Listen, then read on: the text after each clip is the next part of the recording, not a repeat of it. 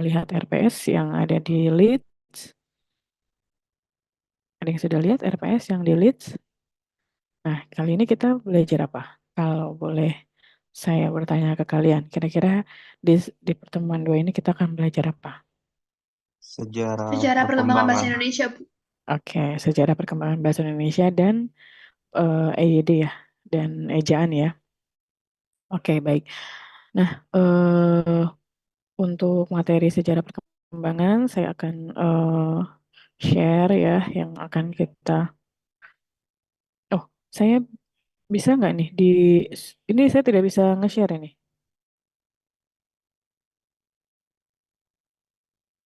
Adminnya, tolong izinkan saya untuk nge-share. Siapa di sini hostnya?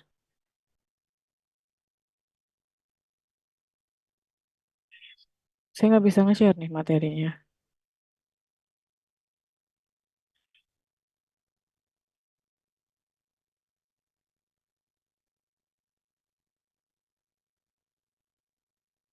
Gak ada ya hostnya ya? Nggak ada hostnya, Bu. Oh iya, ini saya nggak bisa nge-share materi ini. Sebentar. Bu, maaf, ini harus ada yang ngeklaim hostnya, Bu. Gimana tuh caranya? Coba sebentar ya, Bu. Oh, coba. Harus pakai kode gitu, Bu. Kode. Mm-mm. Ini saya bisa klaim host sih. Coba. Tapi masukin kode, Bu. Kodenya di mana? Kode passcode itu ya, yang di Leeds bukan?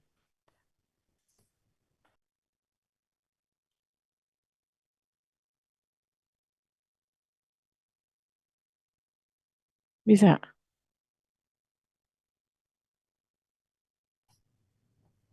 Nggak bisa, Bu. Nggak bisa ya? Gimana ya ini? Soalnya nih, saya nggak bisa nge-share tuh. Host disable participant screen sharing. Gimana ya caranya ya? Atau materinya saya kirim ke chat aja kali ya, supaya Boleh, Bu. kalian, sebentar. Hmm,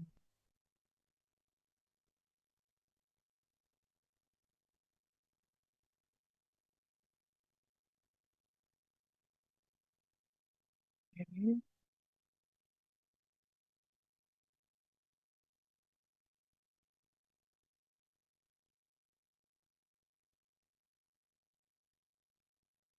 Bisa nggak taruh?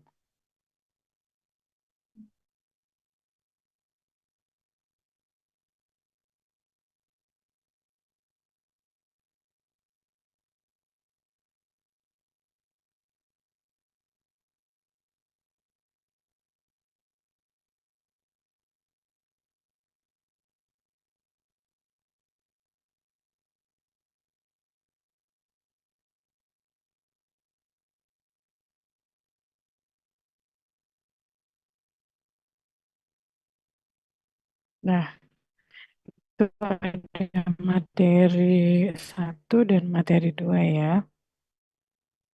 Kalau materi satu itu tentang sejarah perkembangan bahasa Indonesia. Terus kalau yang sebentar, aduh,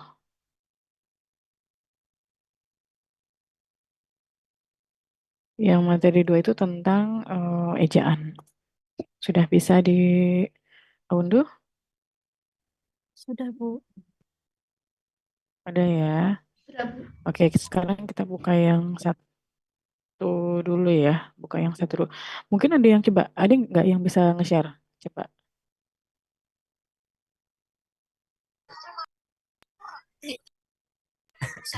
Coba. Aku ngebahas sama lagi jangan. Bisa, coba ada yang bisa nge-share? Coba.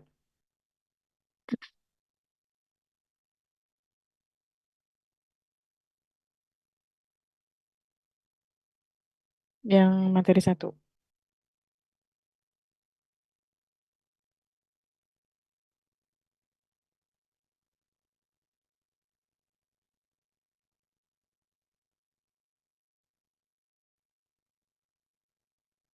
Ada yang bisa nge-share? Kayaknya nggak ada yang bisa, Bu. Gak ada ya? Gimana ya ini? Ya sudah, tinggal kalian buka aja ya materinya ya di eh, apa di device kalian masing-masing. Oke, untuk materi pertama itu mengenai sejarah perkembangan bahasa Indonesia. Sudah dibuka materinya? Sudah, Sudah Bu. ya? Udah, Bu. Oke, baik. Kita langsung saja masuk ke sejarah perkembangan bahasa Indonesia. Ya, mungkin di dalam apa ya perkembangannya bahasa Indonesia itu memang ada sejarahnya ya, ada tahapan-tahapan atau ada historinya yang sampai saat ini bahasa yang kita pakai itu eh, apa ada sebuah proses dalam perkembangan kemutahiran sampai saat ini ya dari mulai kamusnya, dari mulai kosakatanya, penambahan kosakata, kemudian dari mulai eh, pembaruan ejaan dan lain sebagainya. Nah, mungkin saya akan bahas dulu sedikit mengenai bahasa ya. Bahasa itu apa? Yang sudah kalian lihat ya di PPT kalian bahwa bahasa itu adalah sistem yang teratur atau sistem lambang bunyi yang teratur ya, di mana yang dimaksud sistem lambang bunyi ini adalah susunan kata yang memang memiliki makna. Ya, jadi makna di dalam kata itu ada kata yang memiliki makna, ada juga kata yang tidak memiliki makna. Kata yang memiliki makna itu pasti ada di dalam kamus gitu ya. Bisa juga kata yang dibuat oleh sekelompok masyarakat gitu ya, yang memang kata tersebut dipahami oleh mitra tutur gitu. Jadi bahasa ini kalau mitra tutur kita itu mengerti apa yang kita bicarakan, ya, itu bisa disebut bahasa. Karena memiliki makna atau arti sehingga maksud dari si penutur terhadap mitra tutur itu bisa disampaikan melalui bahasa. Ya, misalnya kamu ingin menyuruh temanmu membawa buku. Bagaimana caranya? Ya, caranya dengan kamu berbahasa, ya, berbahasa susunan bahasanya seperti apa?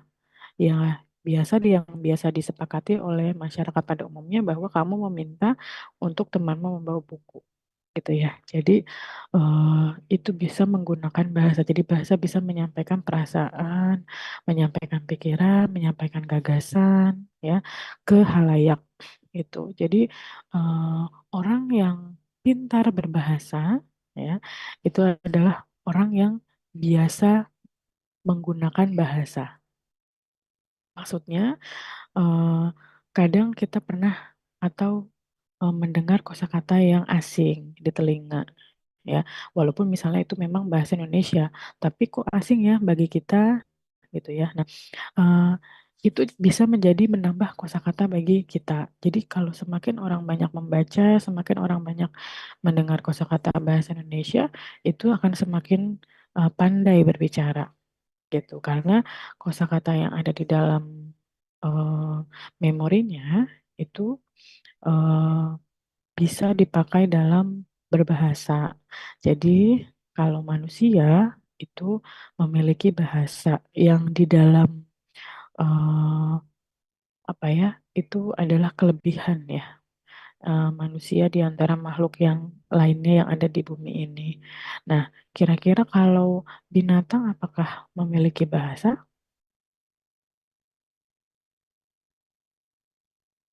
Coba ada yang mau berpendapat? Saya bertanya, apakah binatang memiliki bahasa? Ada Bu, ada. Ada. Ada. Ada, Bu. Ada ya. Apa kira-kira misalnya bahasa bahasa hewan, Bahasa tubuh, Bu. Bahasa tubuh. bahasa bahasa tubuh maksudnya gimana tuh? Ini yang hewan maksud Ibu, yang hewan. Iya, biasanya hewan itu pakai bahasa tubuh mereka buat komunikasi tuh sama hewan sama rasnya gitu, Bu. kayak kucing, dia tuh pakai ekornya buat ngasih tahu apa yang dia suka. Kayak kalau ekornya naik, tandanya dia seneng gitu, Bu. Tahu dari mana? Kalau ekornya Saya naik. punya saya punya kucing, itu saya sering baca-baca di artikel. Oke. Apakah itu semua orang bisa memahaminya? Apakah sesama kucing bisa memahami? Apakah hanya bahasa isyarat? Kalau kucing mengeluarkan meong-meong itu maksudnya ini ya mengeluarkan suara. Nah, itu termasuk bahasa atau bukan? Iya, Masuk nggak bahasa? bahasa Atau dalam kucing sih, Bang. atau kambing misalnya mengembik gitu kan, be be. Tapi kenapa keluarnya bembe? Kalau manusia bisa keluar kata makan, minum, tidur gitu ya. Tapi kalau binatang hanya satu satu suara. Karena kesadarannya lebih tinggi, Bu. Oh gitu. Manusia kesadarannya lebih tinggi. Oke, ada lagi berpendapat lain? Apakah em, suara-suara yang dikeluarkan binatang itu merupakan bahasa?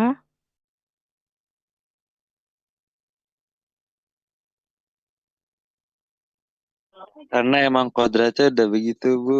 Iya, Tuhan menciptakannya emang udah kayak gitu Tuhan. iya betul. Iya ya, kalau sudah kuasa Tuhan ya mau gimana lagi ya. Oke, tapi kita juga harus tahu ya bahwa hewan itu tidak berbahasa. Jadi kalau ada yang bilang bahasa hewan, mungkin hanya manusia yang bisa bahasa hewan gitu ya.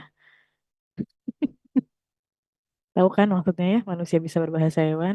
Kalau lagi marah tuh kadang bahasa hewannya keluar. Ya, siapa yang suka pakai bahasa hewan lebih dominan ketimbang bahasa manusia. Ya, jadi eh, hewan itu atau binatang itu tidak berbahasa, jadi dia hanya bersuara. Tapi bagaimana dengan misalnya burung kakatua?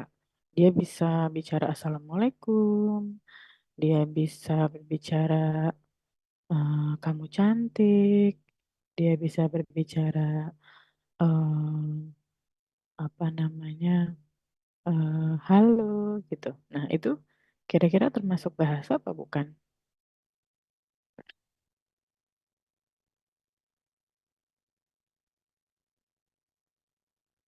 Itu dia hanya menirukan nggak sih, Bu? Hmm, betul. Kelebihan dari hewan dari burung kakatua dia bisa meniru ya. Tapi kan dia tidak tahu maknanya ya. Nah, itu bedanya antara hewan atau binatang dengan manusia. Kalau hewan atau binatang mengeluarkan suara itu memang karena insting. Tapi manusia biasanya berbicara karena ada maksud dan tujuan yang ingin dicapai, yang ingin disampaikan oleh mitra tutur gitu ya. Jadi eh, manusia itu memiliki eh, apa kemampuan tadi untuk merekam bahasa, untuk menciptakan bahasa. Tapi kalau hewan tidak. Nah, bagaimana dengan Tarzan yang hidup di hutan, dia hanya bisa bersuara binatang.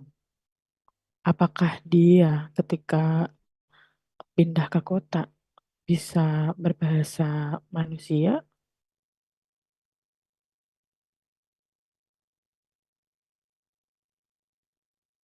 Bisa aja sih Bu, kalau dia mulai beradaptasi dengan manusia, dengan lingkungan manusia, bisa sih.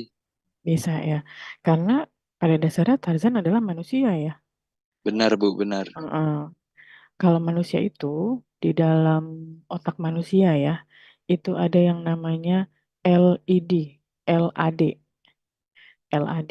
LAD itu adalah Language Acquisition Device. Jadi ada alat yang bisa merekam kata yang ada di dalam kepala kita.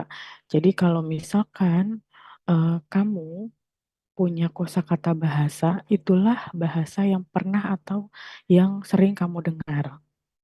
Jadi kalau misalnya kamu pernah baca kata ini atau pernah dengar kata itu, pasti tidak akan asing bagi kamu. Tapi kalau misalnya kamu baru dengar bahasa ini, bahasa itu, berarti memang kosak kata itu belum ada di dalam LED di dalam otakmu gitu.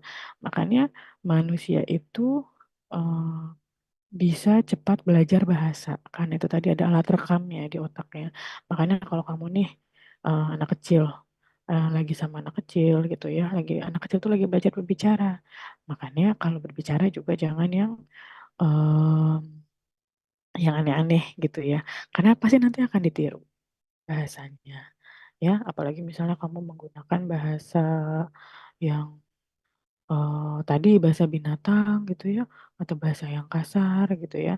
Nah, itu pasti akan mudah ditiru oleh anak-anak karena anak-anak itu LED-nya masih sangat bersih ya, masih masih belum banyak kosakata-kosakata yang terekam di dalam otaknya gitu ya.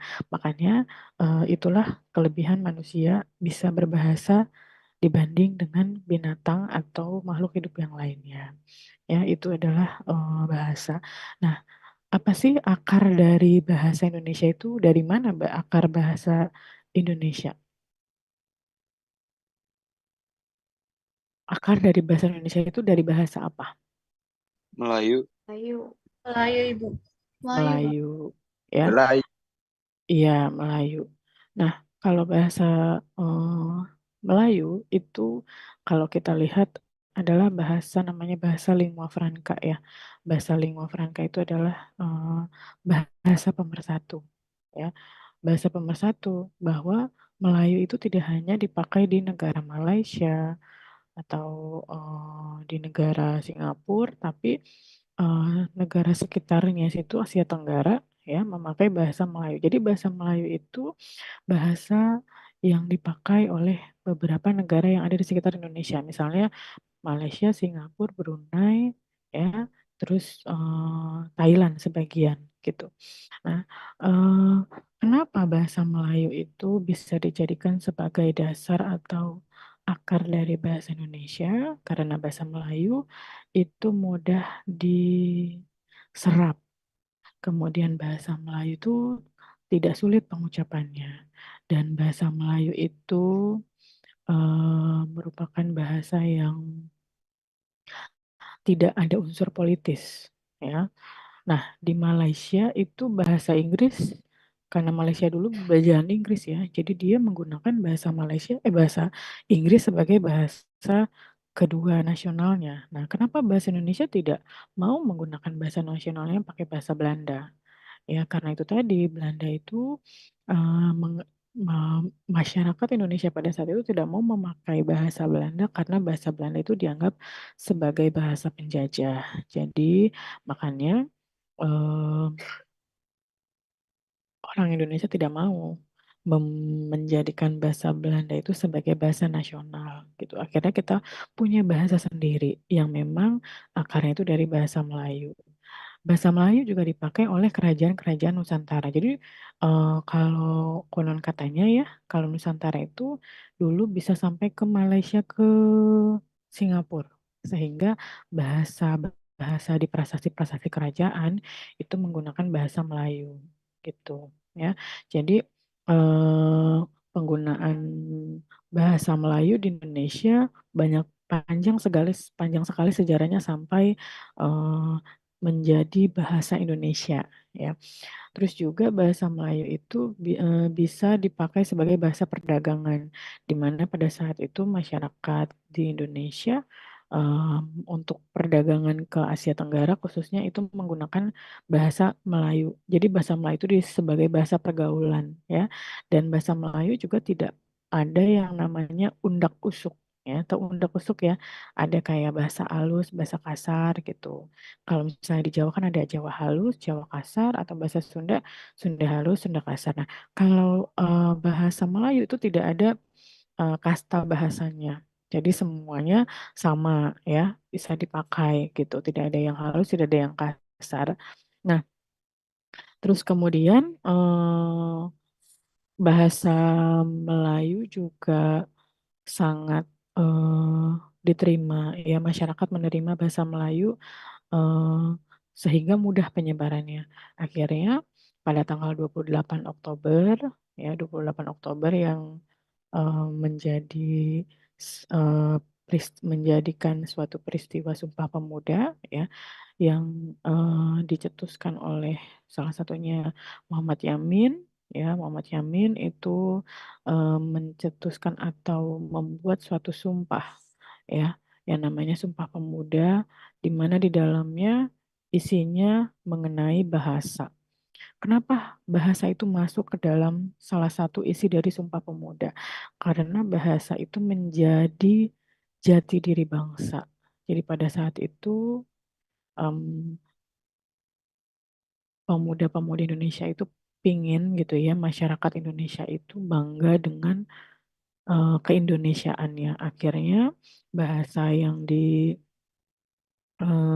bahasa Indonesia yang digagas gitu ya, supaya masyarakat ini bisa bangga dengan bahasa Indonesia. Akhirnya dimasukkanlah ke dalam Sumpah Pemuda yang di dalamnya isinya ada yang tahu isi dari Sumpah Pemuda itu apa saja? Coba kami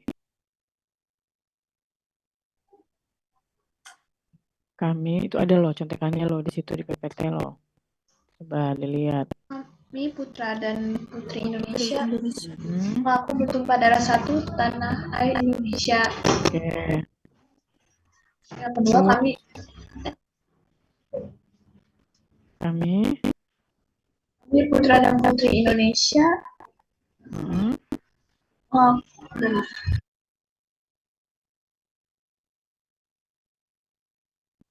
mengaku berbangsa yang satu, bangsa Indonesia. Yang ketiga, kami putra dan putri Indonesia menjunjung bahasa persatuan bahasa Indonesia. Oke. Kenapa menjunjung? Bukan mengaku, bukan mencintai.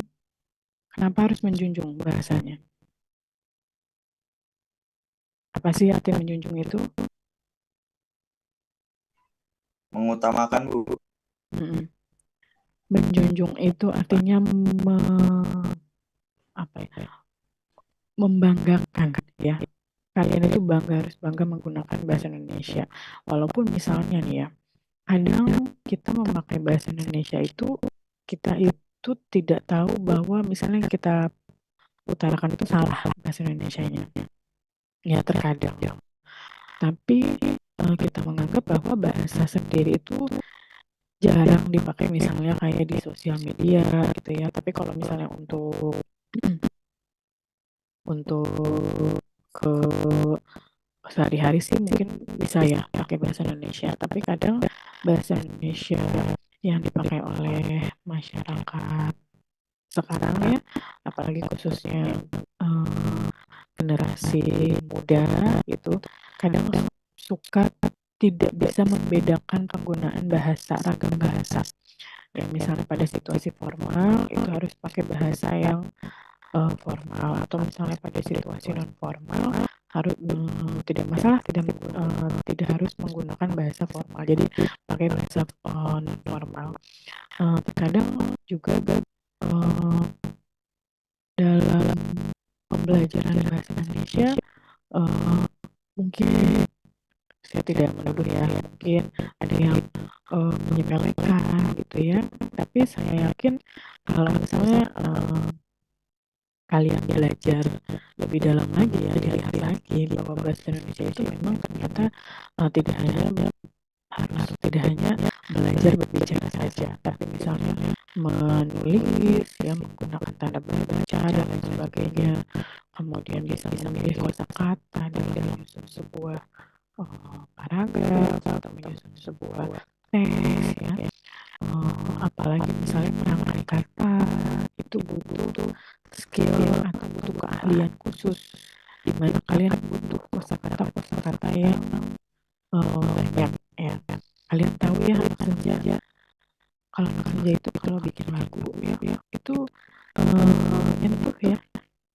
Kenapa kira-kira lagunya itu padahal bahasanya bahasa Indonesia ya, dia bisa merangkai bahasa Indonesia ke dalam sebuah lagu yang maknanya itu tidak biasa ya kan, tidak biasa maknanya, tidak terlihat secara secara eksplisit, tapi juga ada biasanya lagu yang adalah itu ada makna implisitnya. Nah, lagu-lagu yang seperti itu yang sekarang banyak digandrungi, ya kan? Dari mulai penyusunan kosakata, kemudian dari cara memaknai kosakata tersebut jadi seperti bahasa puitis, ya. Bahasa yang menggunakan bahasa Indonesia, makanya saya sebenarnya mau bangga ya dengan anak senja gitu ya, dia bisa menggunakan bahasa Indonesia itu bisa sampai generasi muda itu menyukai itu bahasa lagu dengan lirik bahasa Indonesia. Ya, kadang kan lagu-lagu dari bahasa Indonesia itu yang sudah umum gitu ya, tapi di dalam musik atau lagu anak senja itu lagu yang berbahasa Indonesia itu pilihan indah gitu, dan sangat-sangat nyentuh tuh perasaan apa namanya generasi sekarang ya. Nah, makanya dari sisi itu pelestarian atau penggunaan bahasa Indonesia ya yang kalian lakukan gitu ya dalam berkomunikasi bisa saja dalam mengekspresikan perasaan atau pikiran, misalnya dengan lagu, membuat puisi, membuat drama atau yang lainnya. Mungkin tidak semua kalian suka ya dengan bahasa puisi itu yang suka di bahasa yang langsung itu yang tidak indah bahasa, jadi langsung poin tidak masalah, yang pasti di dalam penggunaan harus tepat juga ya, dalam penggunaan bahasa tidak salah gitu ya. Dan kadang ada beberapa kata asing ya yang mungkin kalian tidak tahu ya. Coba saya mau tes apa kira-kira pada bahasa Indonesia ya dari itu Lantur, Bu. lantur. Ada yang benar-benar lantur.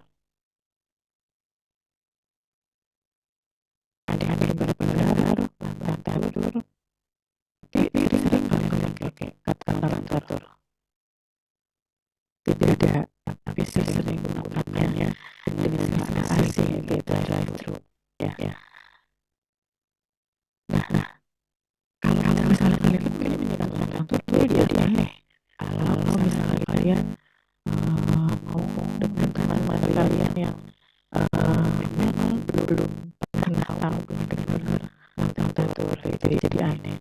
Nah, itulah kadang kita sering menggunakan bahasa asingnya padahal sebenarnya ada pada bahasa Indonesia-nya ya.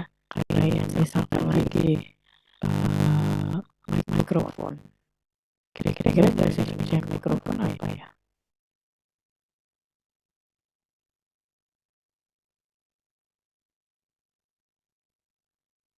Ada yang tahu bahasa Indonesia mikrofon?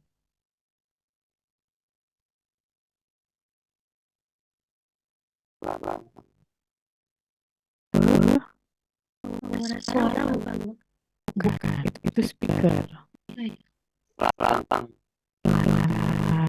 Ya. Jadi mikrofon itu adalah lantang. Kalau kalian bilang ke orang gitu ya, kalau lagi ada acara, saya mau pinjam lantangnya. Nah, pasti dia akan bingung.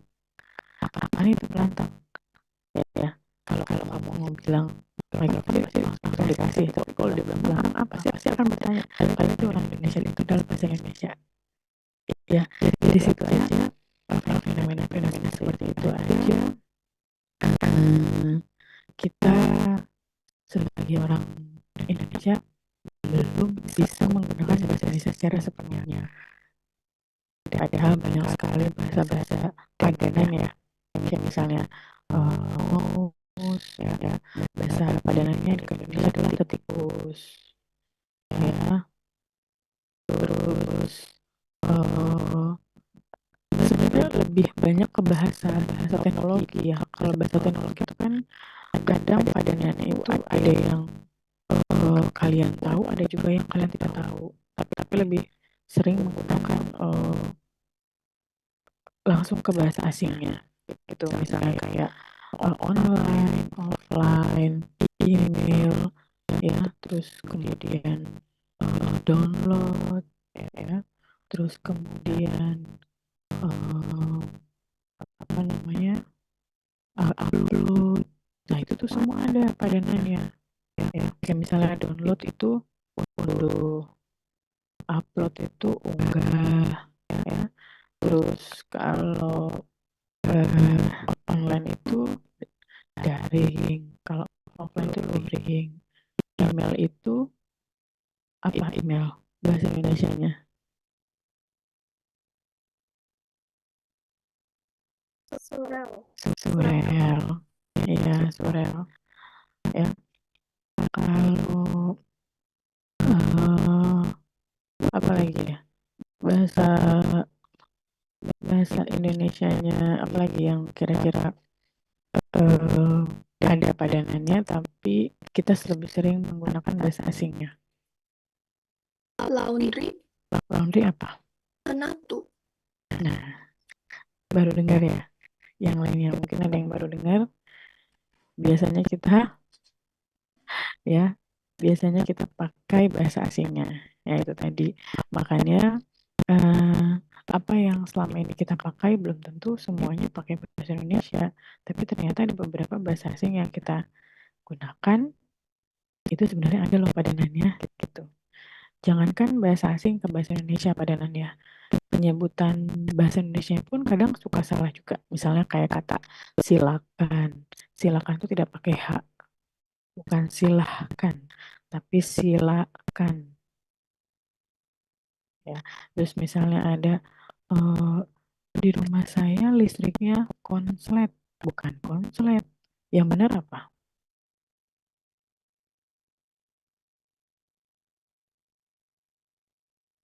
Saya tahu nggak yang benar apa? Kata konslet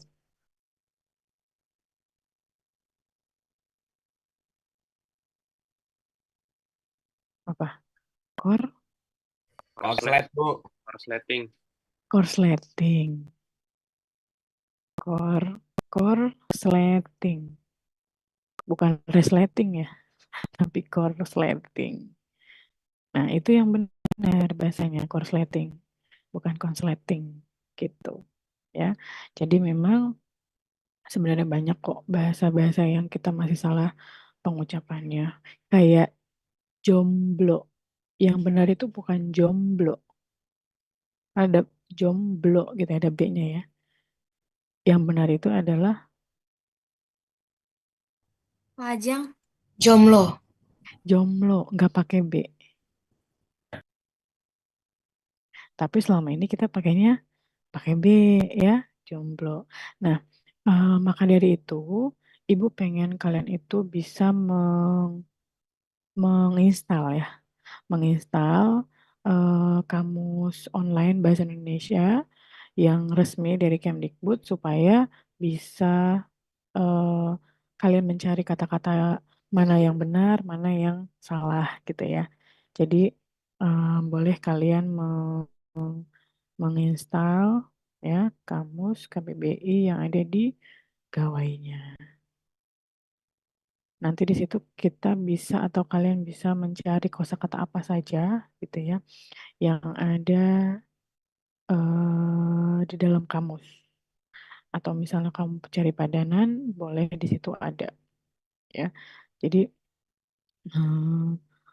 kata-kata yang mungkin belum tahu maknanya bisa kamu cari di dalam kamus itu gitu ya. Jadi Ibu harap di mata kuliah ini kalian bisa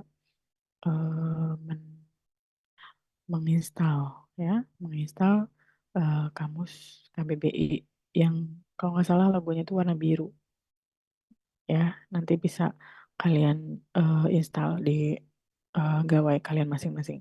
Oke, kita lanjut ya. Tadi kan akar dari bahasa Indonesia adalah dari bahasa Melayu ya, yang memang bahasa Melayu itu masih berkerabat ya dengan kita sehingga bahasa Melayu mudah diterima oleh masyarakat. Nah, akhirnya ketika pada Sumpah Pemuda itu Muhammad Yamin ingin membuat atau mencantumkan bahasa itu sebagai lambang negara, ya, sebagai jati diri bangsa, sehingga adanya bahasa dimasukkan ke dalam situ. Nah, walaupun itu masih dalam waktu penjajahan Belanda ya, tapi tetap kita membuat bahasa atau mengklaim atau harus punya bahasa sendiri gitu, tidak menggunakan bahasa Belanda ya. Nah, akhirnya secara de facto ya, secara fakta bahasa Indonesia sudah diakui oleh masyarakat di dalam Sumpah Pemuda tersebut. Ya, isi Sumpah Pemuda. Nah, kemudian ketika masih di zaman Belanda ya, itu bahasa Melayu bisa dipakai untuk bahasa apa ya, bisa dibilang bahasa sastra gitu ya. Jadi waktu itu di zamannya Pujangga Baru ya, ada karya sastra yang menggunakan bahasa Melayu.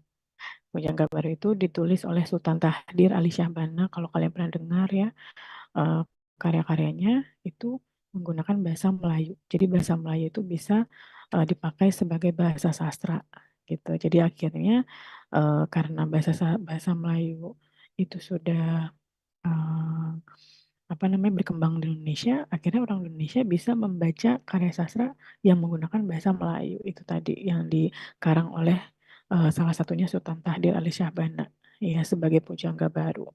Terus kemudian ketika eh, zaman masih penjajahan Belanda ya, kita membuat sebuah kongres bahasa Indonesia yang pertama itu tanggal 25 sampai 29 Juni di Solo tahun 1938 ya. Terus kemudian setelah Kongres Bahasa pertama ya, itu dirumuskan beberapa aturan ya. Terus kemudian bahasa Indonesia sudah mulai diresmikan, sudah mulai eh, ada titik terang ya tadi secara de facto ya, tinggal secara de jure-nya. Kemudian setelah Belanda eh, keluar dari Indonesia, kan ada Jepang ya masuk. Nah, di zaman Jepang itu bahasa Belanda kan dilarang. Ya, jadi karena ada pelarangan bahasa Belanda itu, akhirnya bahasa Indonesia makin berjaya di negara sendiri. Gitu ya, semua orang yang masyarakat Indonesia menggunakan bahasa Indonesia. Nah, kemudian setelah eh, kemerdekaan ya, akhirnya pada saat itu Presiden Soekarno menetapkan bahwa bahasa Indonesia itu sebagai bahasa negara ya. Kemudian masuklah ke dalam undang-undang gitu ya. Eh, ditetapkan kalau bahasa Indonesia sebagai bahasa negara. Nah, dari sini bahasa Indonesia sudah diakui secara de facto dan de jure ya. Kita mengakui bahwa bahasa resmi kita adalah bahasa Indonesia. Kemudian di zaman di zamannya Soekarno juga menetapkan namanya ejaan. Ejaannya namanya ejaan Suwandi. Ya, nah, ejaan Suwandi ini dibuat pada zamannya Soekarno. Di mana ejaan Suwandi ini kalau dilihat di apa namanya di slide itu ya, ada eh, ejaan yang ada setelah kemerdekaan. Karena Suwandi ini adalah Menteri Pendidikan, sehingga nama ejaannya itu namanya ejaan Suwandi gitu. Oke, selanjutnya setelah Soekarno lengser, naiklah Soeharto. Nah, karena ada pergantian kepemimpinan, akhirnya ejaannya direvisi lagi, diperbarui lagi namanya jadi EYD ya, ejaan yang disempurnakan. Nah, nanti akan kita bahas tuh apa sih perbedaannya dari eh, apa ejaan waktu Belanda, ya, ejaan Van Ophusen, ejaan Swandi, kemudian ada juga ejaan EYD dan POEB yang lain dan yang lainnya. Ya, nanti akan kita bahas. Selanjutnya eh, kita masuk ke sebentar, ke kedudukan bahasa Indonesia, ya. Jadi bahasa Indonesia fungsi dan kedudukannya itu sebagai lambang identitas nasional, ya. Terus juga bahasa sebagai alat pemersatu bangsa dan juga sebagai alat perhubungan antar daerah dan antar kebudayaan. Ya, kenapa bahasa Indonesia itu dipakai untuk kalian berkomunikasi dengan antar suku, antar bangsa, antar suku, antar budaya. Karena kalau misalnya kalian pakai bahasa Jawa ngomong sama orang Sunda gitu ya, atau sama orang Maluku tidak akan bisa nyambung, ya. Sehingga bahasa Indonesia ini adalah sebagai bahasa pemersatu gitu bahasanya, ya. Oke, selanjutnya kita bisa lihat di slide yang kedua, ya, materi yang kedua itu ada masuk kita ke materi ejaan, ya, masuk ke materi ejaan. Sudah dibuka materi yang kedua.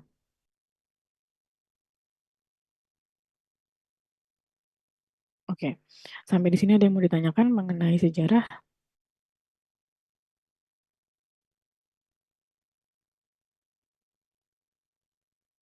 Tidak ada, ya, sudah paham ya sejarah. Jadi sejarahnya bahasa Indonesia itu akarnya dari bahasa Melayu, ya, kemudian berkembang. Akhirnya kita punya satu pakem, ya, ejaan yang dimana ejaannya ini eh, terus melakukan perbaikan, melakukan perubahan dan lain sebagainya sampai sekarang, ya, yang namanya balik lagi bukan POEB, ya, tapi tetap masih EYD. Jadi waktu itu ada perubahan dari EYD di zamannya Soeharto, kemudian berubah tahun 2015 ke namanya POEB, kemudian di tahun 2022 kalau nggak salah berubah lagi ke EYD gitu, ya. Oke, sekarang kita buka ke materi yang kedua. Nah, di materi kedua itu ada ejaan yang pernah berlaku di Indonesia, ya. Yang pertama adalah ejaan Van Ophusen. Kalau dilihat dari namanya, ini orang apa ya?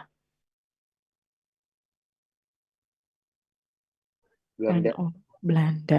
Belanda, Ya, Bu, Belanda. heeh. Namanya Van gitu, ya. Van itu seperti kayak binti gitulah, binti atau bin gitu. Ya, kalau di dalam bahasa Indonesia gitu, ya. Jadi Van Ophusen ini eh, adalah orang Belanda yang merumuskan, ya, merumuskan sebuah kitab namanya Kitab Melayu.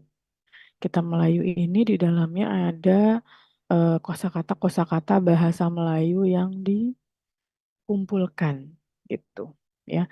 Nah, bahasa Melayu itu eh yang sorry, bahasa bahasa yang waktu zamannya Van Ophusen itu mungkin pernah kalian lihat, ya, kayak misalnya eh, jang gitu ya. Itu ada contohnya tuh, ada jang, ada sueduet gitu ya. Terus ada makmur, makmurnya tuh pakai kutip gitu ya. Terus rakyat, terus makan dua atau malu dua gitu ya. Atau Jumat pakai apostrof kutip, ya. Atau makna itu pakai apostrof kutip, tidak ada kata k gitu ya. Nah, itu adalah ejaan Van Ophusen. Nah, kemudian ejaan Van Ophusen setelah berganti namanya ejaan Swandi, ada beberapa yang sudah berubah. Tadi yang U tulisannya di Ophusen itu pakai OE, ya. Sekarang udah di ejaan Republik sudah berubah menjadi U, ya. Jadi sudut rumah bukan sueduet rumah gitu, ya. Terus kemudian ada makmur. Makmur di sini sudah pakai K, bukan pakai kutip apostrof lagi ya. Terus rakyat juga pakai K, bukan pakai kutip lagi. Terus kemudian makan dua, tapi masih untuk menggunakan eh, apa namanya, kata ulang ya, dengan menggunakan angka dua ya. Terus tidur dua ya. Terus kata di atas itu kan harusnya kata depan ya. Di zaman ejaan Republik itu masih disambung ya. Nah, itu salah satu contoh dari ejaan Republik. Nah, eh, kemudian di ejaan yang disempurnakan atau EYD pada zamannya Soeharto ya, itu di diresmikan pada tanggal 16 Agustus 1972 ya. Tadi kata ulang yang ada duanya itu sudah mulai dihilangkan, tapi sudah dibuat eh, kata ulangnya. Ya misalnya tadi kan makan dua. Nah di EYD udah tulisan makan strip makan, minum strip minum gitu ya, atau lari strip lari dan lain sebagainya.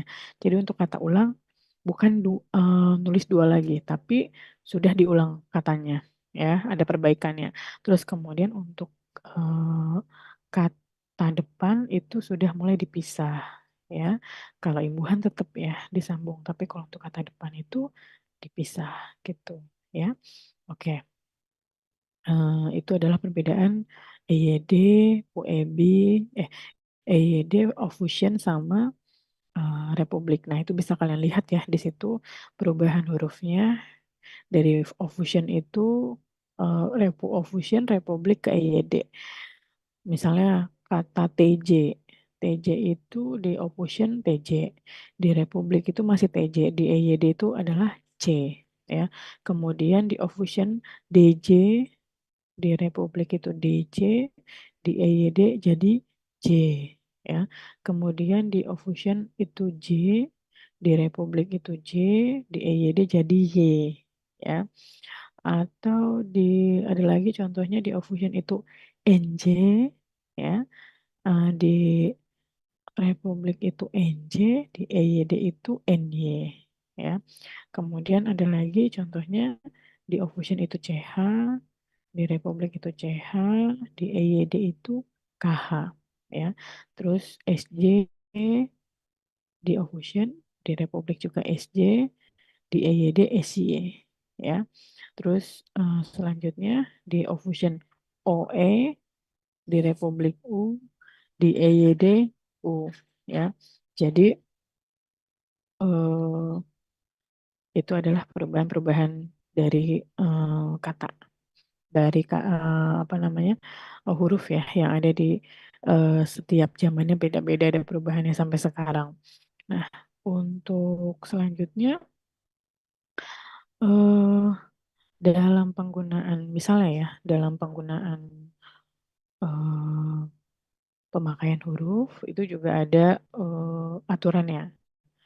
Nah, kalau di dalam huruf abjad itu kan ada 25 ya, 26. Huruf vokalnya ada 5, ada huruf vokalnya ada 5 ya, huruf konsonannya ada 21 ya. Oke, selanjutnya. Nah, ada namanya huruf diftong. Tahu huruf diftong?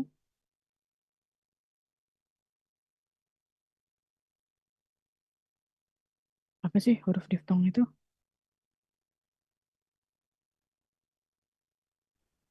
Gabungan dari huruf vokal bukan, Bu? Mm-mm, betul. Ada beberapa gabungan huruf vokal yang disebut huruf diftong ya.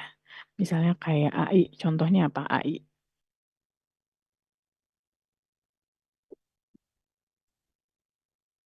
Soalnya Mengurai, apa? mengurai. Mengurai, boleh. Terus apa lagi? Memakai. Pemakai. Ya, pakai ya. Terus pantai, petai. Terus apa lagi? Gu- Lihai, Lihai, gulai, ya, dan lain Andai. sebagainya. Andai. Oke, sekarang yang AU. Pukau. Boleh. Terus apa lagi? Kerbau. Kerbau. Beliau, Risau. Mantap. Risau. Beliau. Marau. Kemarau ya. Kalau Ranjau. EI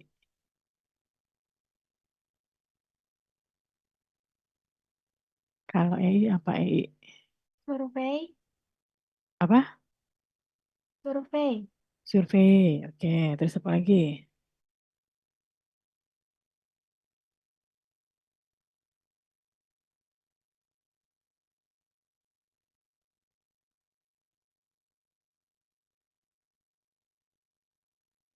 Apa lagi selain survei? Spray. Spray. Iya, spray. Terus apa lagi? Bunei. Mei. Ya, betul. Terus apa lagi?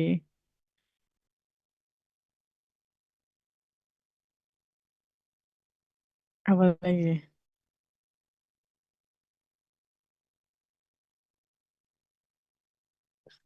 Ada EI?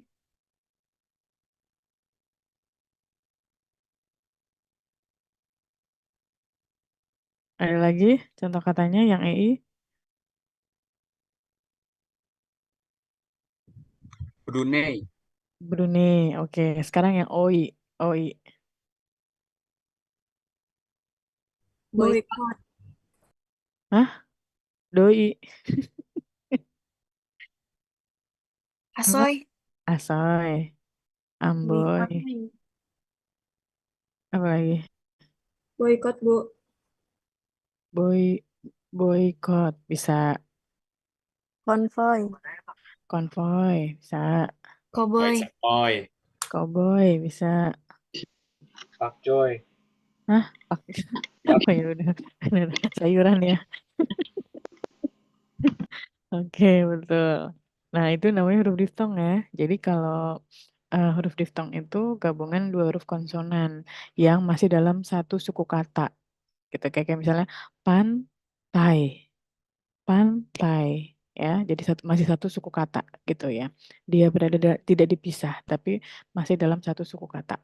Sekarang gabungan konsonan. Misalnya contohnya di sini ada KH, ada eng, ada en, ny ya, dan sy. Nah, kalau KH contohnya apa? Khusus. Khusus, terus Khawatir. khawatir, terus Khas. Hayal, Bu. khas, hayal. Oke, sekarang kalau eng banyak ya. Kalau eng ya, timbang, buang ya. Nah, kalau ny apa? Nyanyi. Nyanyi. Nyenyak. Nyanyi, Menyapu. Nyimak, Nyonya. Nyata. nyonya. Kata dasar Nyimak. bukan imbuhan loh. Kata dasar loh, bukan imbuhan. Kalau nyapu kan kata imbuhannya menyapu. Sapu dasarnya ya. Kalau apalagi ny- nyanyi, Nyata, Bu.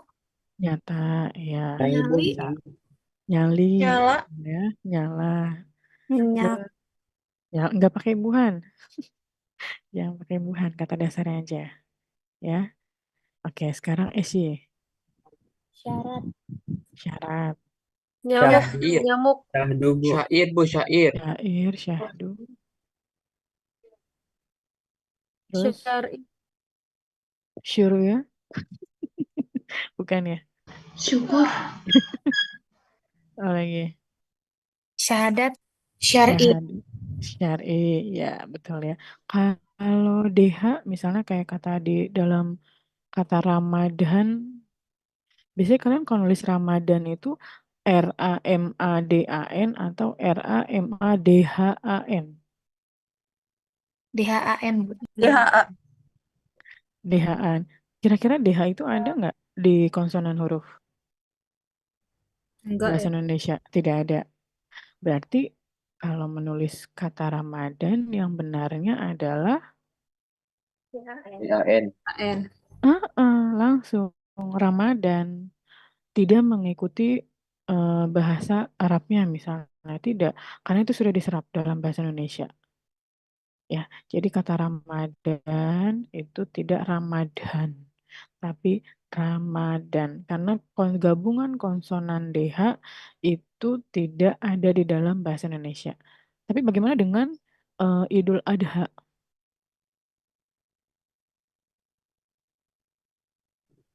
Idul Adha itu ada DH di situ. Kenapa itu bisa dipakai? Kata serapan, Bu. Hmm? Tadi kuncinya di suku kata.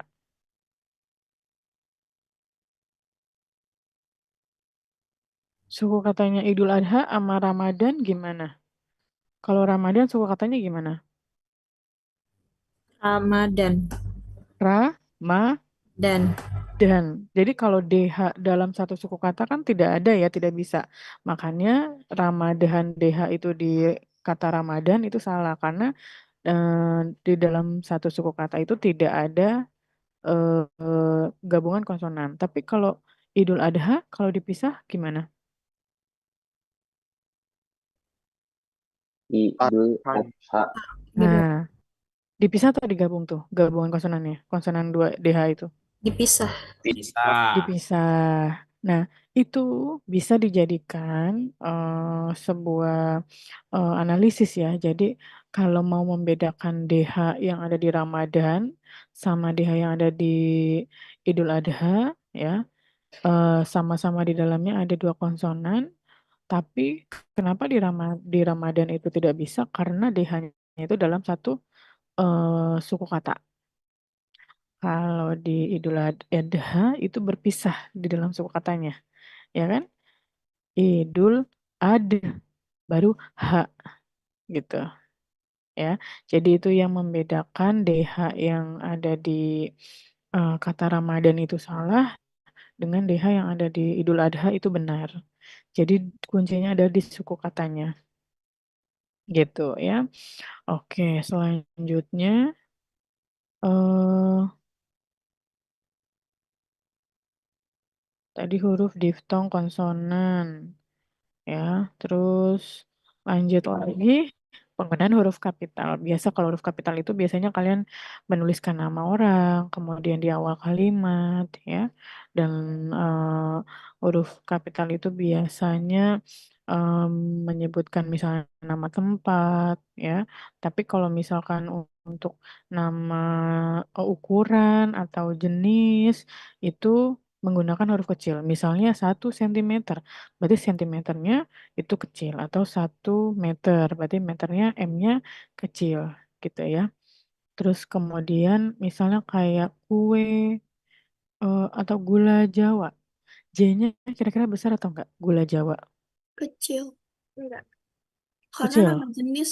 Huruf Kecil, kecil. Bu, nama jenis Karena soalnya. nama Iya, jenis gula. betul. Jenis. Kayak gula Jawa, kemudian ada Bika Ambon, ya.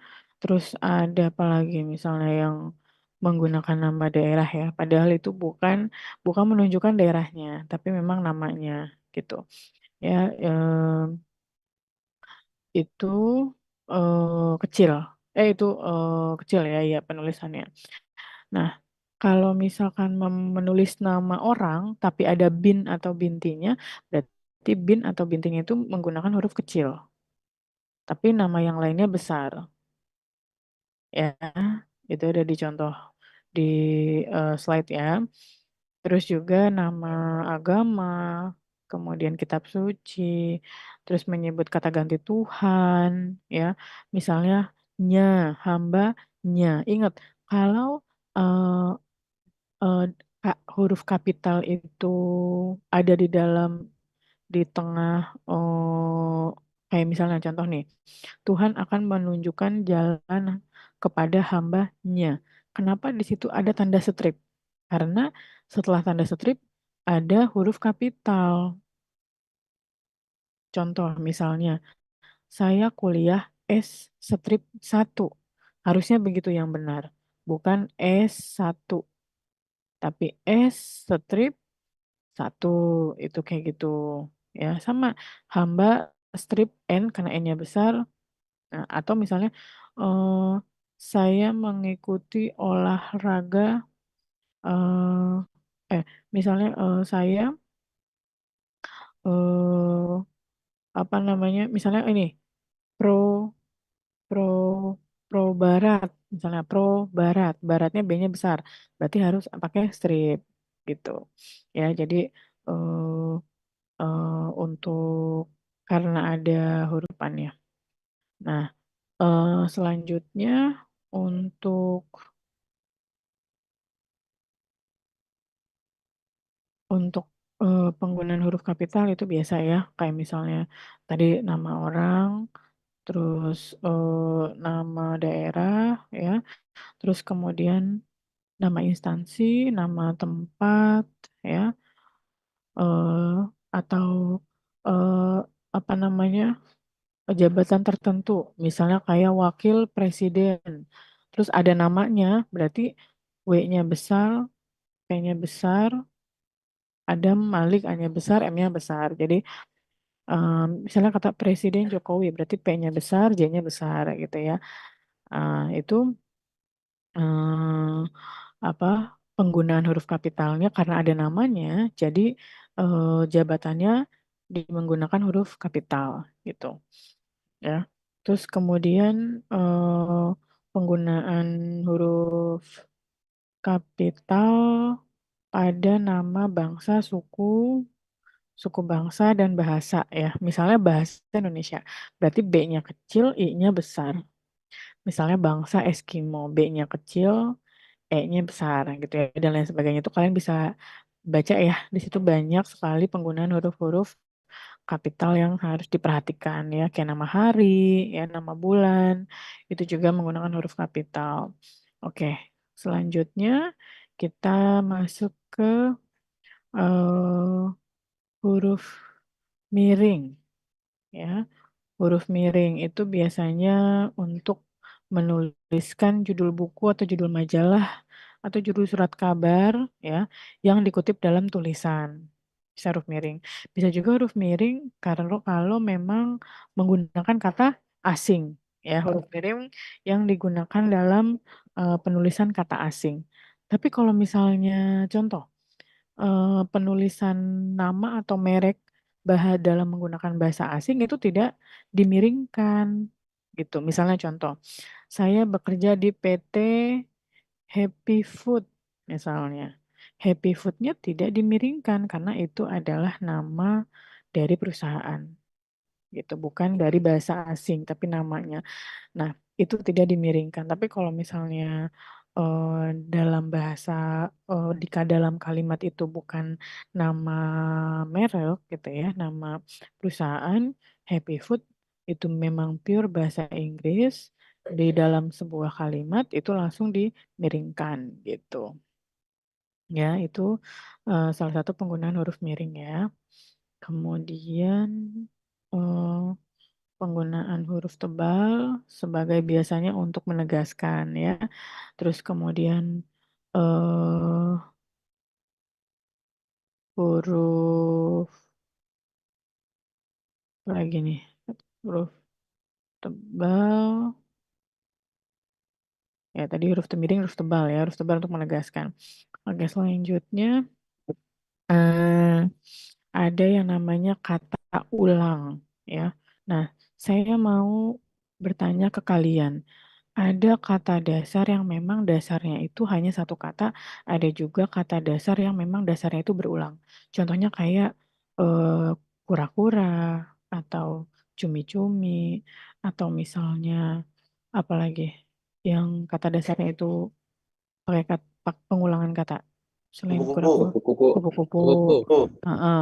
Nah, bagaimana menunjukkan bahwa kupu-kupu itu lebih dari satu. Kan kalau kata dasarnya cuma satu, untuk menunjukkan banyak, dia mengulang. Tapi bagaimana kalau kata dasar itu eh, sudah sudah ada pengulangan kata lagi, padahal itu kata dasar.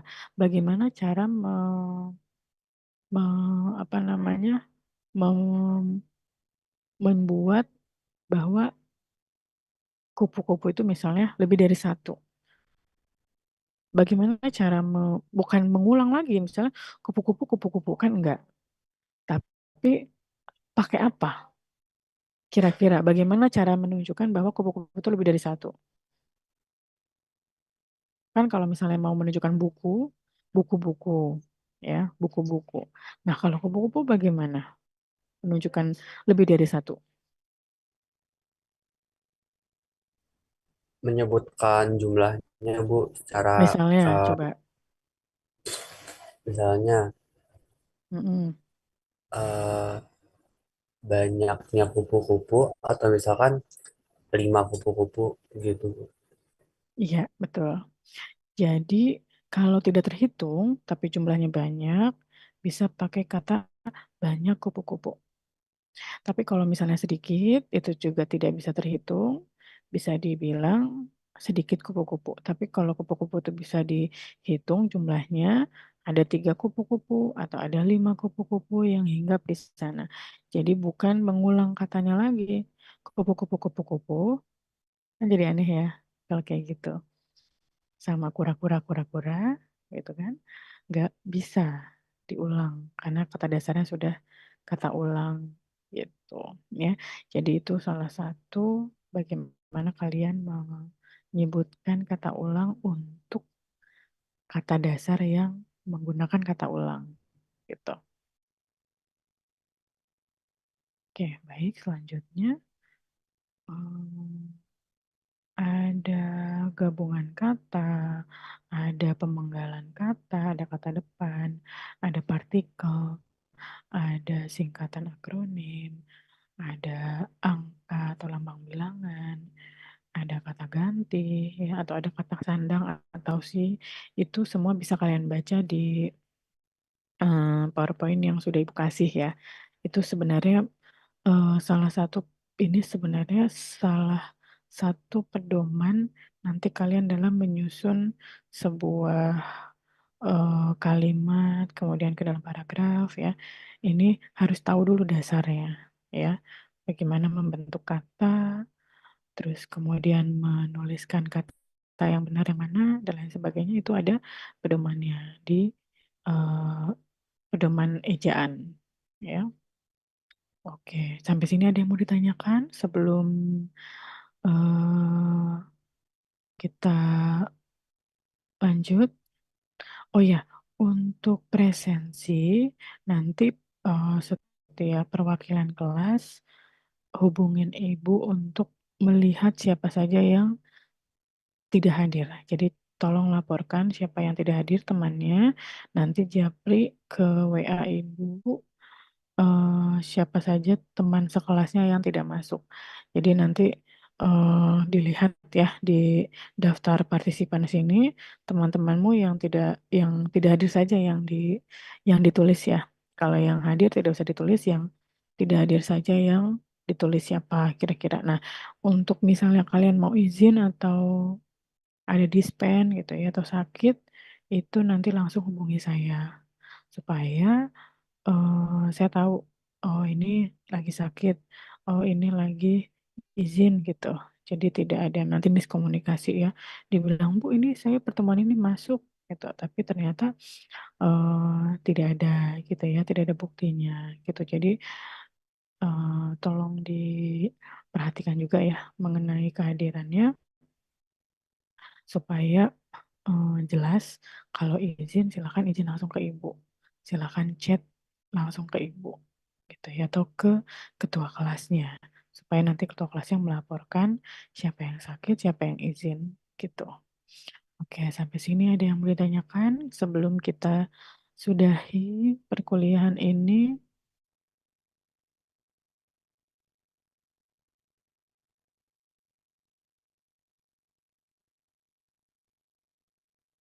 Tidak ada. Oke, sekarang kita screenshot ya kehadirannya.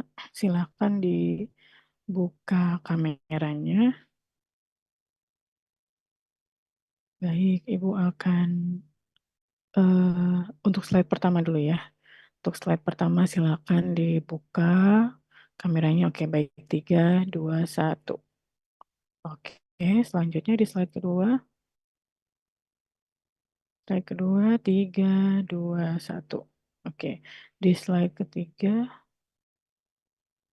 Oke, 3, 2, 1. Selanjutnya di slide keempat. Slide keempat, ya semuanya silakan dibuka. Oke, Muhammad Cihan, silakan dibuka kameranya. Oke, 3, 2, 1. Oke, slide kelima, terakhir. Silakan dibuka Jessica, Raihan, Dava, Nadia, Dava, ayo. Dava Yandika, Rian, Jessica, Nidia, mana ini orangnya? Oke, silakan. Siap ya. 3, 2, 1. Oke, baik. Ya, mungkin cukup ya perkuliahan kita di minggu ini. Minggu depan kita ketemu lagi di kelas besar. Ibu mohon maaf kalau misalnya dalam perkuliahan ini misalnya kayak suara ibu kurang jelas atau misalnya materinya em, ada beberapa yang keskip gitu ya. Karena ibu lagi di rumah sakit ya. Jadi tidak enak untuk bersuara keras. Oke. Baik, terima kasih ya sudah mengikuti perkuliahan ini dengan baik. Ibu akhiri, terima kasih. Wassalamualaikum warahmatullahi wabarakatuh. Waalaikumsalam Waalaikumsalam warahmatullahi wabarakatuh. warahmatullahi Makasih wabarakatuh. banyak, Bu. Makasih banyak Ibu. Salam warahmatullahi Banyak Ibu. wabarakatuh. Makasih Bu, semoga sehat Ya, Bu. Makasih Bu. ya, Semoga sehat Bu. terima kasih. Cepat sembuh, Bu. Cepat sembuh Ya. Bu. Makasih, Bu.